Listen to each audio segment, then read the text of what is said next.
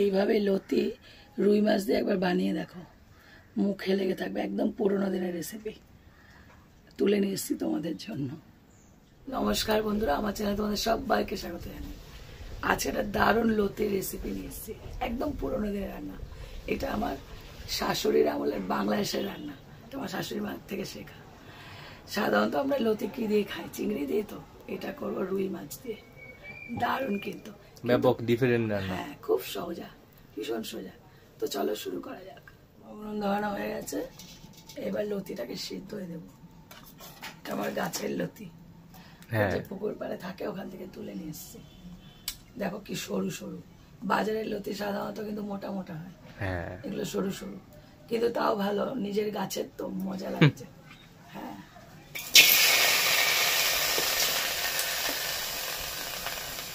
এগুলো একদম পরিষ্কার করে ধুয়ে নিয়েছি। অল্প জল দিয়ে দেবো আর একটুখানি লবণ দিয়ে দেবো, খুব বেশি না, অল্প। এটা সেদ্ধ হয়ে যাক।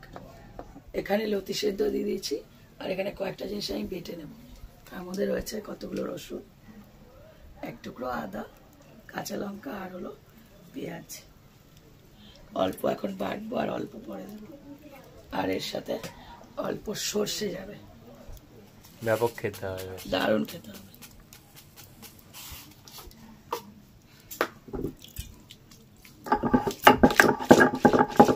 আমার এদিকে এটা বাটা হয়ে গেছে। আর লতিটা আমরা সেদ্ধ করলে যেন পুরো একদম গলে না যায়, অল্প গলে। এই যে একটু সেদ্ধ হবে, কিন্তু পুরো গলে গেলে ভালো লাগবে না। তাই এখন আমি তুলে নেব।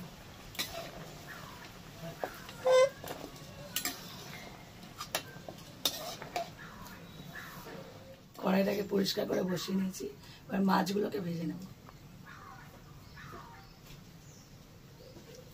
একটু লবণ হলুদ মাখিয়ে নেব।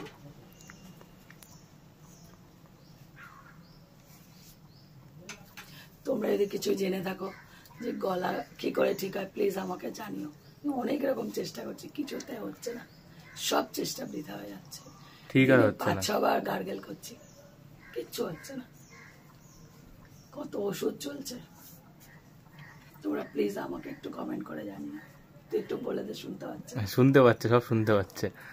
কোনো রকম মানে জানা থাকলে জানিও কমেন্ট করে, যে গলা কিভাবে ঠিক করা যায়। তেলটা গরম হয়ে গেছে, এবার আমি মাছগুলোকে ভেজে নিই।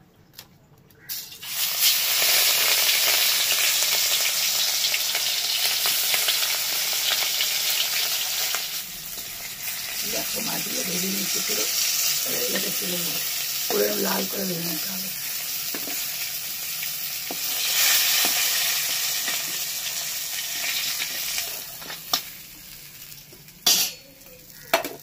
এবার এই তেলের মধ্যে আরেকটু তেল দেবো। এবার দিয়েছি 5 ফোড়ন, একটা তেজপাতা।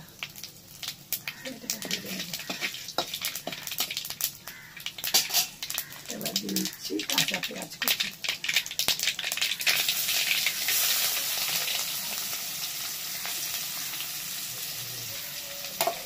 এটাকে পুরো ভেজে নেব। পেঁয়াজটা ভালো করে ভেজে নিচ্ছি। এবার এর মধ্যে দিয়ে দেবো লতিটাকে।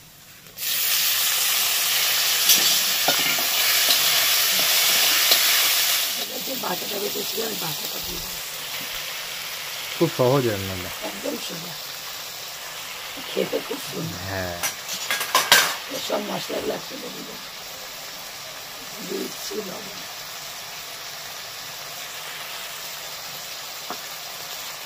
হলুদ গুঁড়ো,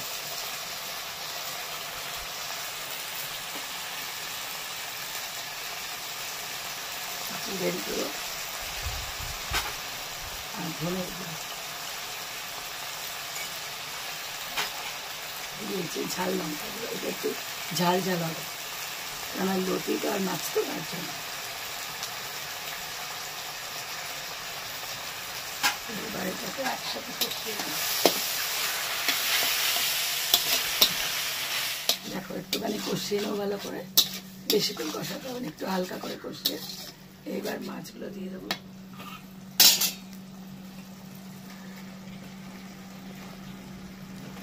সামান্য জল দেবো, অল্প।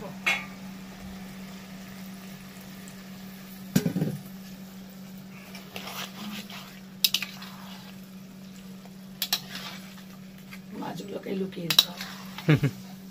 হ্যাঁ, ওর মধ্যেই সেদ্ধ হবে, জল বেশি যাবে না।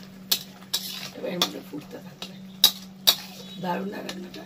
ব্যাপক রান্না। দেখো রেসিপিটা তৈরি হয়ে গেছে। এরকম লতি নেবে আর একটা করে মাছ নেবে, এইভাবে পাতাতে দেবে।